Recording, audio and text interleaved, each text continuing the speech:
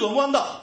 윤석열 정권 검사 출신 윤석열 대통령 들어서서 2년 반 동안 정말 잘한 거 하나도 있나? 대한민국에서. 한 개도 대봐라. 여론 좀 들어보세요. 뭘 잘했습니까? 민생구에 경제구에 의료대란에 한반도 불안에 전쟁 날까봐 못 살겠다는데. 어제 우리 존경하는 야당 의원님께서 그런 말씀을 하셨어요. 권력을 비판하지 않는 것은 언론이 아니다. 이거 58,000% 저는 동의합니다. 그런데 내가 정권을 잡았을 때는 비판하면 안 되고 남이 정권 잡았을 때는 비판해야 되고 만약에 이런 논리라면 그 말의 울림이 클 수가 없습니다. 이것 또한 내로남불일 수밖에 없습니다. 근데 지금 우리 청문회가 저는 이재명 대표 얘기 그만하라고 하는데 이렇게까지 우리 과방위를 장악해서 편파적으로 운영하고 또 우리 박장범 후보자를 굉장히 결격인 사람처럼 계속 묘사해서 각인시키려고 하는 이런 이유들이 다 이재명 대표 구하기 위한 연장선상에서 있다고 저는 판단합니다. 물론 많은 분들이 그렇게 판단하시는 분들이 있을 거예요. 그래서 이재명 대표 얘기를 안 할 수가 없습니다. 이 모든 문제의 근본에 이재명 대표의 사법 리스크가 있습니다. 방송을 어떻게든지 언론 노조에게 넘겨준 뒤에 뭐 선동, 왜곡, 과장 이렇게 해서 탄핵으로 몰고 가려는 게 민주당의 계산일 텐데 그 계산대로 되지 않을 겁니다. 이재명 대표는 결국 시간과의 싸움에서 지게 될 거고요. 선거법 6개월 이내에 최종 확정이 돼서 정치권을 떠나게 될 겁니다. 그 날이 될 때까지, 그 날이 올 때까지 저희는 끊임없이 투쟁을 할 겁니다. 그 과정에서 우리 최민희 위원장께서 과방위를 상당히 편파적으로 계속 운영을 해도 저희는 끝까지 저항을 할 거라는 말씀 드리고요. 누굴 죽이겠다는 말씀까지 하셨던데 그런 거에도 굴하지 않고 끝까지 저희 목소리를 내겠습니다. KBS가 문재인 정부 KBS가 얼마나 편파적이었는지는 그동안 우리 청문회를 통해서 충분히 다 드러났다고 생각합니다. 다만 아까 우리 존경하는 황정화 의원님께서 말씀하셨던 부분 중에 저는 일부는 우리 박장범 후보자께서도 본인을 성찰하시면서 혹시라도 이후에 편파적으로 보도를 하면 안 되겠다라는 어떤 다짐을 하는 계기가 됐으면 좋겠습니다. KBS를 국민들이 다 믿어야 돼요. 우리한테 정말 주어진 절체절명의 과제입니다. 그래야 국민들이 둘로 갈라서지 않고 공영방송에 얘기하면 그래도 믿고 그 안에서 우리 국민들이 뭔가 답을 찾을 수 있거든요. 그렇지 않겠습니까? 박 후보자님? 네, 맞습니다. 거기에 대해서 본인이 어떤 생각을 가지고 계신지 가지고 계시는 걸 좀 듣고 싶어요. 네, 사실 정치적 진영 대결이 치열한 한국 사회에서 공영방송이 신뢰받고 중립적인 위치에 서 있기가 굉장히 어려운 게 현실입니다. 그래서 제가 다소 어떻게 보면은 낡은 방법이라고 할 수 있는데 기계적 균형을 강조하는 이유가 기계적 균형 틀에서 양쪽의 주장을 공평하게 전달함으로써 시청자들께서 판단하실 수 있도록 하자는 얘기고요. 그러한 역할을 충실하게 수행할 수 있는 능력 있는 분들을 진영에 상관없이 기용하겠다는 말씀을 드렸습니다. 예, 진영에 상관없이 기용을 하셔서 모든 언론사는 토론을 통해서 답을 찾아가는 그런 조직 아니겠습니까? 그런 건전한 토론 문화가 KBS 안에 자리 잡았으면 좋겠고요. 언론 노조에서 이제 임명이 되게 되면 여러 가지 집단 행동을 할 가능성도 있지 않습니까? 현재 분위기는 어때요? 그 집단 행동이라면 파업을 말씀하시죠? 그런 걸 포함해서요. 정당한 파업이라면 존중돼야 된다고 생각합니다. 예, 아까도 말씀하셨지만 또 파업의 요건이 있기 때문에 어쨌든 박 후보자께서 지금 야당 의원들한테 하도 질타를 많이 받으시니까 좀 기가 처음 뵀을 때보다 조금 죽으신 게 아닌가 하는 걱정도 드는데 기죽지 마시고요. 지금 밝히신 소신대로 KBS를 임명이 되신다면 잘 이끌어 주시길 바랍니다. 이 문재인 정부 때 KBS는 정말 이 편파성이 극에 달했을 정도였어요. 지금 백현동 사건과 관련해서 이재명 대표가 지금 허위 발언을 해서 결국에는 징역형이 나왔잖아요. 이때 KBS가 보도한 내용 지금 PPT에 나가고 있는데 두 번째 옆쪽에 오른쪽에 보면 단독 이재명과 틀어져 관여 안 했다 이런 보도가 나왔습니까? 이 보도 혹시 기억하십니까? 잘 안 나시죠? 특정 보도는 잘 모르겠습니다. 예, 이게 누구 얘기냐면요. 김인섭 씨 얘기를 단독 보도를 한 거예요. 김인섭 씨 얘기. 김인섭 씨 누군지 아시죠? 네.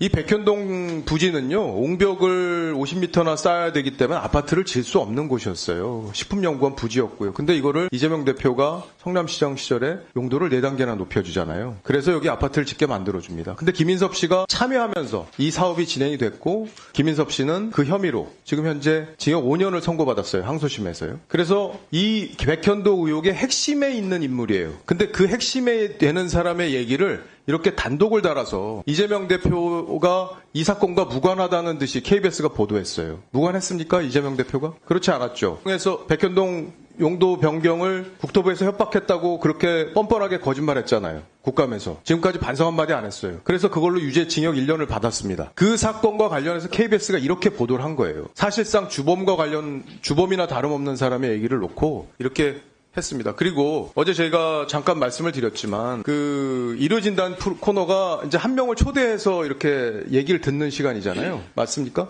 네, 그렇습니다. 예. 그래서 어제 이재명 대표만 불러서 얘기를 들었다고 하니까 박장범 후보자는 마치 그 전에 혹시 다른 윤석열 후보를 부르지 않았을까라고 생각하셔서 어제 답변을 하신 것 같더라고요. 근데 저희가 항상 확인해 보니까 대한민국, 네. 윤석열 후보가 등장한 적이 없어요. 그냥 일방적으로 이재명 대표의 대장동 관련, 백현동 관련 이런 여러 가지 의혹들을 해명할 수 있는 기회를 줬습니다. 일방적으로요. 이런 경우 보신 적 있어요? 공영방송에서? 근데 제가 이 전후 관계를 잘 아직 파악을 못한 상황입니다. 이거 다 찾아보셔가지고요. 그렇게 하신 분들이 그렇게 하지 않도록 앞으로는 잘 조치하시고요. 야당 의원님들이 지적했던 그런 부분들도 일어나지 않도록 신경을 써주십시오. 그리고 이 법인카드 관련해서 계속 그 야당에서 지금 뭐 허위사실 유포다라는 표현까지 김영 간사가 저한테 면책특권 의혹에 썼다고 했는데 오늘 기소된 거 알고 계시죠? 오늘 만약에 기소된 내용, 이 법인카드를 그동안 1억 653만 원을 이용했다는 의혹 때문에 오늘 이재명 대표가 5번째로 지금 기소가 됐어요. 재판만 지금 5개를 받게 됐습니다. 이 보도 지금 만약에 사장이라면은 어떻게 보도해야 한다고 생각하십니까? 의원님, 특정 사안에 대해서 사장이 보도의 방법과 관여 안 하실 거예요? 인사로만 말씀하실 겁니까? 네, 개별 보도 사안에 대해서는 관여를 못하게 돼 있습니다. 이 사안은요, 그동안 정말 국민들의 공분을 샀던 대표적인 갑질 사안이에요. 그리고 예산을 자기 멋대로 쓰고도 반성하지 않았던 사건입니다. 이런 사건은 KBS가 충실하게 이 내용들의 궁금증이 크기 때문에 잘 보도해 주실 것으로 믿습니다. 허성권 참고인님 중지시켜 주세요. 이제 문재인 정부가 들어선 뒤에 이사장, 사장 다 쫓아냈잖아요. 그리고 언론 장악을 했잖아요. 그죠? 완벽하게 장악을 했어요. 그리고 아까 보신 그런 보도들을 KBS가 무차별적으로 해댑니다. 민주당이 하는 선전선동을 여과 없이 보도하고 앞장서는 역할을 KBS가 문재인 정부에서 했어요. 알고 계시죠? 예, 그렇습니다. 동의하시죠?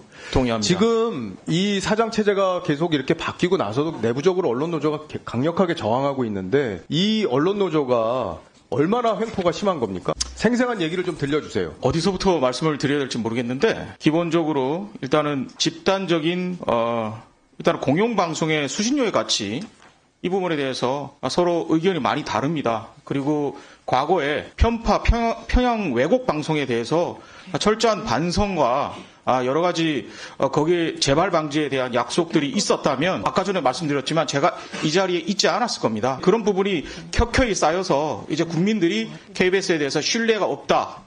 이제 이게 뭐 단지 1, 2년 예. 돼서 한 게 아니라 예. 그러면 박장범 사장 체제가 들어서면 이 언론 노조가 또 이제 여러 가지 문제 제기를 할 것으로 예상이 되는데 어떻게 대응해야 될 거로 보세요? 기본적으로 국민들이 그렇게 얘기합니다. 왜 KBS에 민노총이 들어있냐? 왜 민노총 소속이냐? 민노총 자체가 아까 전에 보셨겠지만은 정치 세력화를 강령으로 삼고 있습니다. 이런 부분이 일소되어야 국민들에게 돌아갈 수 있습니다. 그리고 이 부분에 대해서 보도도 공정하고 철저하게 해야 되는데 민노총이라는 소속이 있다면 이거는 처음부터 잘못된 것입니다. 그래서 사내 정치 세력에 대한 일소, 청산, 이게 바로 개혁이라고 생각을 합니다. 이런 부분이 필수 불가결하다고 생각합니다. 예, 허성권 노조위원장께서 우리 박장범 사장이 임명이 되면 같이 힘을 모아서 건전한 노사 문화가 자리 잡는 그런 KBS로 만들어주시기를 기대해 보겠습니다. 이상입니다. 아니 도대체 왜 가방이 KBS 사장 인사청문회 이렇게 만들어야 됩니까? 질문을 빙자해서 야당 대표를 그렇게까지 모욕해야 되겠습니까? 5번째 기소하고 밖에 나가서 여론 들어보십시오. 해도 너무한다.